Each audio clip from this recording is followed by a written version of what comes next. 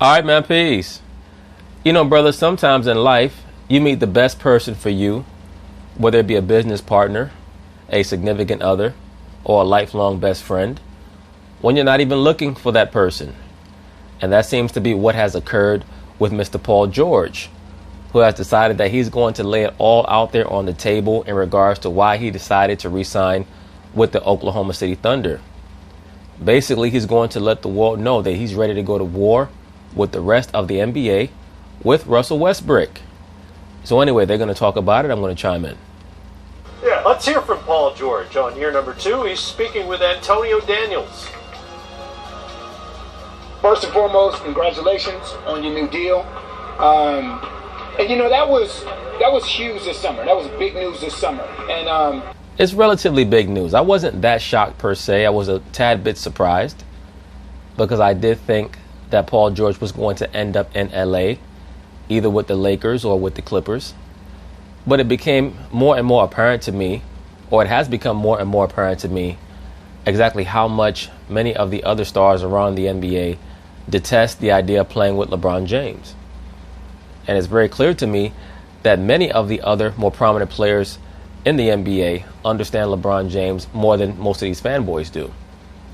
Many of them probably also understand that a lot of what he does in regards to quote-unquote social consciousness is nothing but corporate brand building.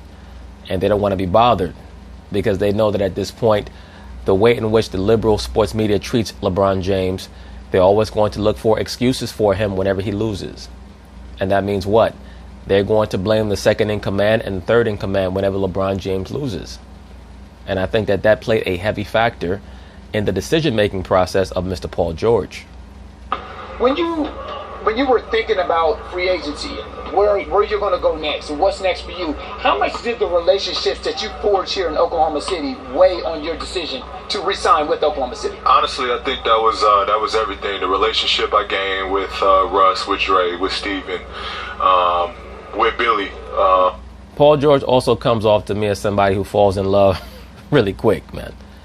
And no matter what the capacity, whether it's a chick or with a location, with a job, he seems to be one of these guys who falls in love real quick. I mean, for goodness sakes, the man basically is shacking up with a stripper.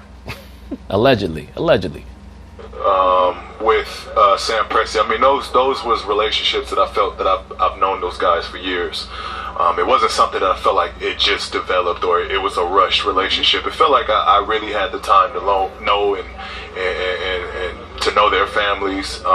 So I think we felt comfortable here. Myself, my family. I also think that Paul George is very easily appeased, which is a good trait. That's a very good trait. That means that he's not somebody who is high maintenance per se. He's not a complainer. He takes what he's given and he makes the best out of it. Also, I think once again, he surveyed the NBA. He said to himself, well, either I can stay here or I can go to the Clippers and become the alpha on a moribund franchise when I know that in my heart I'm not an alpha personality type. Or I can go to the Lakers and play alongside LeBron and have him hog the basketball. When we lose to Golden State, I get all the blame. Please understand that once again, and I did a video about this already, Paul George is already on record as saying that everyone across the NBA pretty much knows that Golden State can't be beat for the most part. I also think that the Philadelphia 76ers had an outside chance at getting Paul George, and I think he looked at them and said to himself, well, are they actually any better than what I have here in Oklahoma City?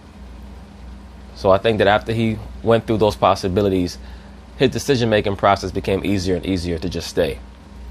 We felt really good being in this situation, and it ultimately felt like home here. Mm-hmm. And a year ago, if you go back a year ago this time, where you were on what many call a one-year rental.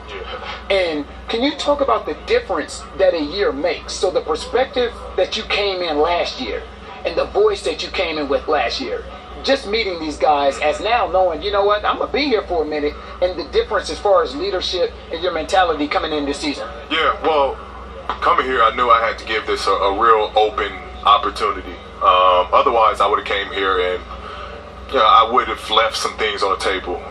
Ultimately, I felt this year being here, I felt that it was enough to accomplish what I felt this team could accomplish and this organization could accomplish. So, in other words, you're not looking to win a championship in your career.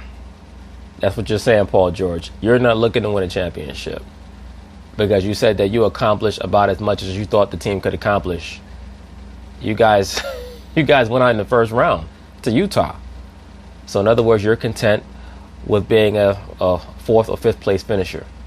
Accomplished. So the fact that I re-signed here, I saw something in this group, and I believed in what we could accomplish. I believe in the guys, the characters in this locker room, and in the front office. I just believed that this was the right fit for me, and I wanted to get that free agency over with early, just because I wanted to, let that be a statement that I'm here and I'm committed. Talk about Russell Westbrook as a teammate. Mm-hmm. Talk about Russell Westbrook as a friend, because there's so many misconceptions out there about Russ. Yeah. Can you talk with your experience about Russ? I don't think that there are that many misconceptions about Russell Westbrook. I think that people understand that based on most reports that he's a very good person, a great person, good brother. He gets out there on the basketball court, he plays hard. He just does not have a high basketball IQ. I don't think that's a crime. I think that he's just an all-time great talent who's not an all-time great player. As a matter of fact, I don't think he's a great player at all. I think that he's an all-time great talent. That's why I always liken him unto an action movie. Very entertaining, but he's not going to win any real awards. Russ as a teammate for your 1 year here thus far? I think Russ is the complete and ultimate stand-up guy. What he believes and what he stands for is, what you would want out of a teammate and out of a friend and a brother. He's a guy that's he's gonna have your back. He's down with you at any and all costs, and he's a guy that you want to go to war with. He puts his own pride to the side and it's bullshit. But keep going. And it's whatever the team needs is what he's gonna do. As long as what the team needs is for him to get a triple-double. There's a reason why he's a triple-double. It's not that he's stat padding. Bullshit, Negro. Knock it off. Look, I understand you signed a very lucrative contract with the team, so you have to put out a lot of these fires. But you and I both know that he's a stat padder. You like being with him because you know that as long as you're playing with Russell Westbrook and he's the alpha, when you guys lose, he's going to get the blame, not you. If you teamed up with LeBron James, you would have got the blame. That's all this is really about. He's going to do whatever his team needs him to do. Yes, as long as what his team needs him to do is get a triple-double. And that's just who he is. Off the court, he's that same guy. He's going to do whatever he needs to do, or whatever he needs, whatever that you need him to do, he's going to do. So, the second I got here, he opened his arm. He opened the city, and he opened his arm to show you. He said, "Nigga, look, this is gonna be me boxing out to get these rebounds. I'm gonna open my arms out like this. Do not try to grab my rebounds, or I'm gonna kick your ass off the team." And he made me comfortable from day one. But that's basically it on Mr. Paul George and his testimony in regards to why he decided to re-sign with the OKC Thunder, his views of Russell Westbrook, and what their aspirations are going to be this season. So peace.